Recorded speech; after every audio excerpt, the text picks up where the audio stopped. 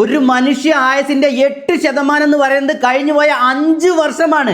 ആ ഒരു 5 വർഷം ഈ ഒരു മനുഷ്യ ആയുസിന്റെ 8% ഒരു മല ചുമക്കുന്നത് പോലെ നെറുകയിലേറ്റി ചുമന്ന് നടന്ന ഒരു മനുഷ്യനാണ് ഈ കാണുന്ന വി ഡി സതീശൻ മുഖ്യമന്ത്രി ആവാൻ വേണ്ടി തന്നെയാണ് കേരളത്തിലെ ജനങ്ങൾ വോട്ട് ചെയ്തിട്ടുള്ളതും അവരെ 102 സീറ്റിൽ ജയിപ്പിച്ചിട്ട് ഏറ്റവും നെറുതലയിൽ ഏറ്റി വെച്ചിട്ടുള്ളതും ഈ കാണുന്ന വി ഡി സതീശൻ മുഖ്യമന്ത്രി ആവാൻ വേണ്ടി തന്നെയാണ്.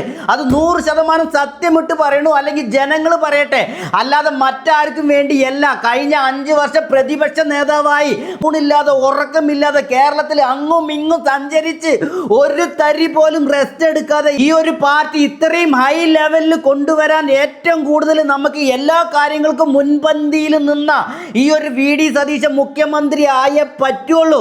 അതാണ് കേരളത്തിലെ ജനങ്ങൾക്ക് വേണ്ടത്. കേരളത്തിലെ ജനങ്ങൾ ഈ ഒരു വി ഡി സതീശനെ മുഖ്യമന്ത്രി ആക്കിയേ പറ്റുള്ളൂ.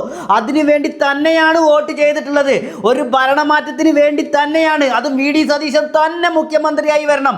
മറ്റാർക്കും വേണ്ടി ഈ ഒരു കേരളത്തിലെ ജനങ്ങൾ വോട്ട് ചെയ്തിട്ടില്ല.